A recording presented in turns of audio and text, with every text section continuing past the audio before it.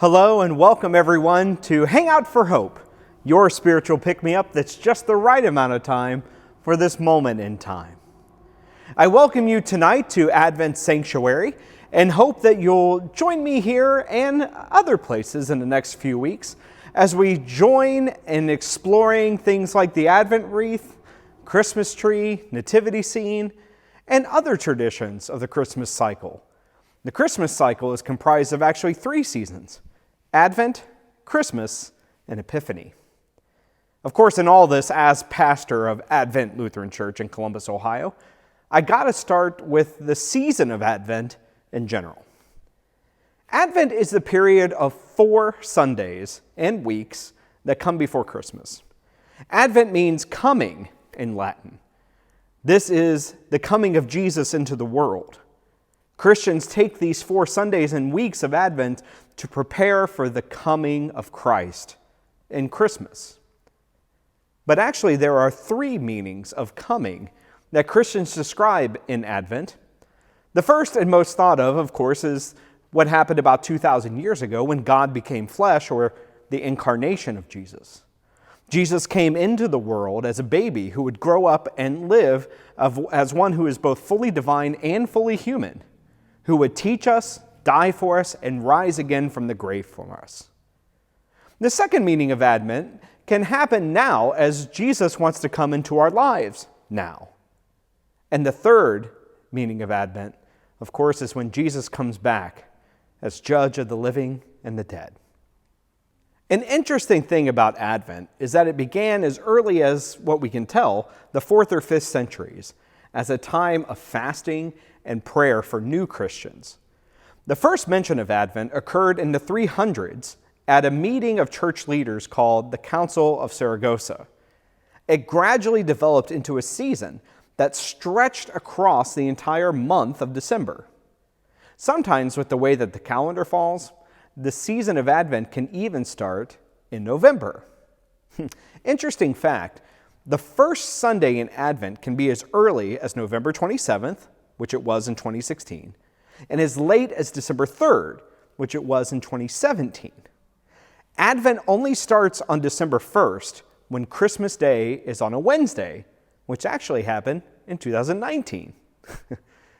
No one's really sure when Advent was first celebrated, but it dates back to at least 567, when monks were ordered to fast during December, leading up to Christmas. Some people don't fast, not eat anything, during Advent to help them concentrate on preparing to celebrate Jesus' coming. In many Orthodox and Eastern Catholic churches, Advent lasts for 40 days and starts on November 15th, and is also called the Nativity Fast. Advent also starts on November 15th in Celtic Christianity. Orthodox Christians often don't eat meat and dairy during Advent, and depending on the day, also olive oil, wine, and fish. In medieval and pre-medieval times, in parts of England, there was an early form of nativity scenes called Advent images, or a vessel cup. They were a box, often with a glass lid and covered up with a white napkin, that contained 2 dolls representing Mary and the baby Jesus. The box was decorated with ribbons and flowers, and sometimes apples even. They were carried around from door to door. It was thought to be very unlucky if you haven't seen a box before Christmas Eve. So people paid the box carriers a half-penny to see the box. One of the things long irritated theologians and seminaries and pastors in the parish alike is the debate about Christmas hymns in Advent. Now remember, the 4 weeks of Advent, the season, leads us into the anticipation of the 12 days of Christmas. So the debate is carried on to today. Should the church sing Christmas carols during Advent? Well, there are actually some Christmas carols that really are Advent carols. If you really think about it, people look east, come thou long expected Jesus, lo he comes with the clouds descending, and perhaps probably the most popular Advent song, O come, Emmanuel. What's a song or a carol that helps you get into the spirit of the seasons? Tell us in the comment section below. There are several ways that Advent is counted down, but the most common way is by a calendar or candies. I just happen to have one here. This is our Anthony Thomas calendar, Advent calendar that we have at our house, and we fight to see who opens the next door. There are many types of calendars used in different countries. The most common ones in England and the US are made of paper or card with 24 or 25 little windows on it. A window is opened on every day in December, and a Christmas picture is displayed underneath. In the 19th century, German Protestant Christians counted down Christmas by marking chalk lines on a door and rubbing one off every day in December. The first known Advent calendar, which was made by handwork, kind of like this one, was in the year 1851. Other early styles were the Advent clock or Advent candle, which was a candle, it's really neat, that was used for 24 days, and you would burn it. It's kind of like in the Advent wreath. Religious families would burn that candle, and it would be burned once each day and had markings all the way down. In 1902, a Christian bookshop in Hamburg, Germany, published a Christmas clock, which was very similar to that published in 1922, the St. Johannes Printing Company. The Austrian company mentions that in 1903 as the year of the first printed calendar. In 1904, the Advent calendar was actually inserted into a newspaper as a gift for their readers. Paper calendars were first popular in Germany in the early 1900s, although people made their own ones from 1850s, I'd say.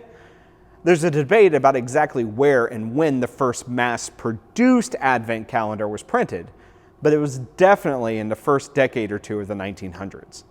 The most popular and famous early maker of printed Advent calendars was a German printer called Gerhard Lang. His first calendars were consisted of 2 sheets, and basically, again, that same concept we still have today, with 1 to 24, where you would open the door or take a piece of paper and cover the date.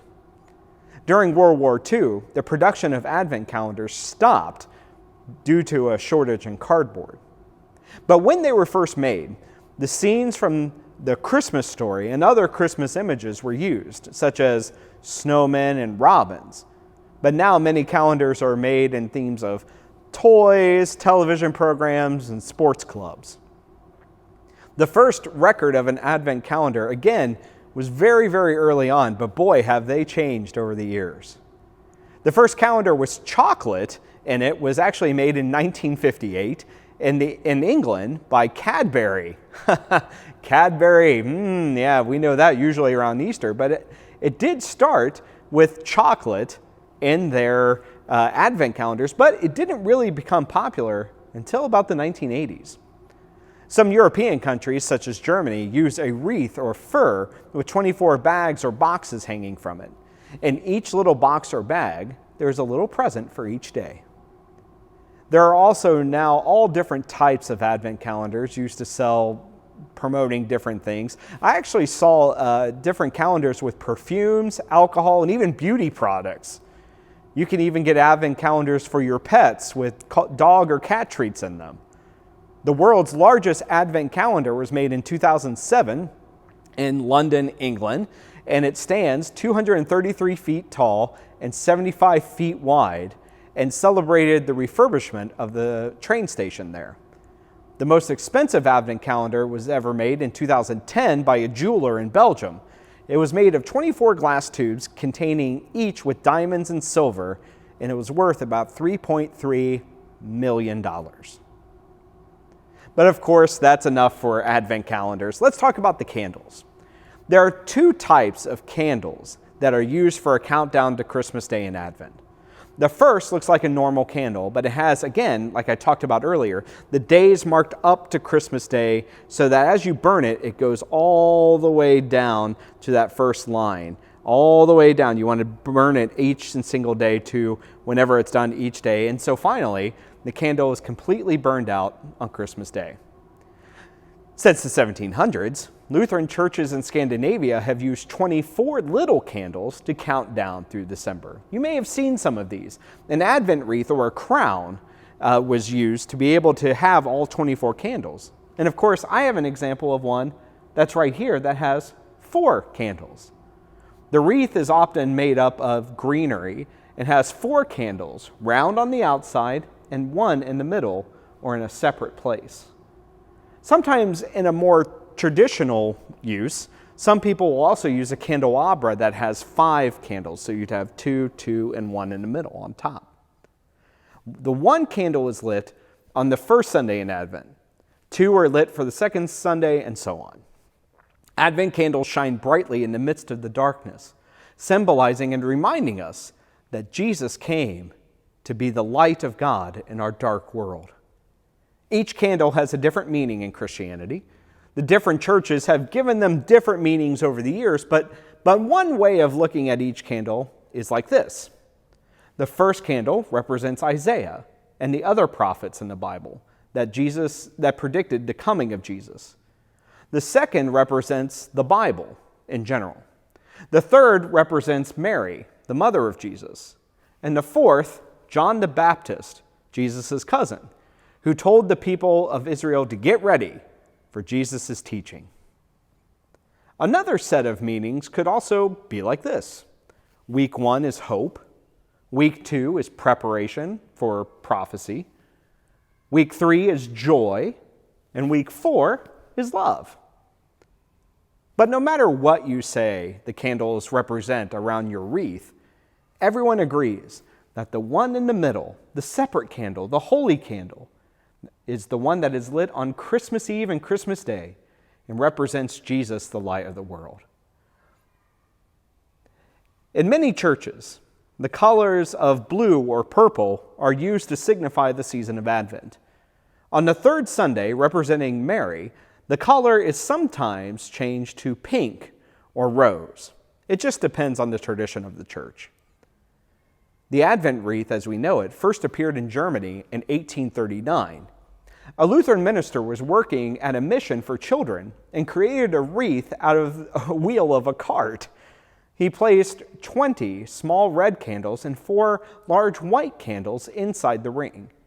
The red candles were lit on weekdays, and the 4 white candles were lit on Sundays.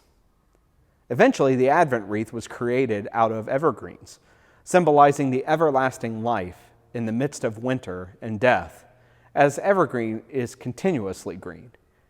The circle reminds us of God's unending love and eternal life made possible through Jesus. Whew, that was a lot. But I hope you had fun tonight. I hope you enjoyed hanging out with me here on Hangout for Hope and learning a little bit about the season of Advent and some of our traditions. Next week, we're going to learn some more. And just so you know, I love the time of Advent and also Advent as a place, and I hope you do too. Advent Lutheran Church is a church in Columbus, Ohio, where I am the pastor, and it's a great place to worship God, follow Jesus, serve others, and make disciples. For more about Advent and the ways to worship with us, go to adventelc.org or our social media platforms at AdventELC. So until next week, I'm Pastor Aaron Lane, wishing you a blessed Advent season and reminding you to take care and to give care in the name of the one from whom all blessings flow. Have a great rest of your week.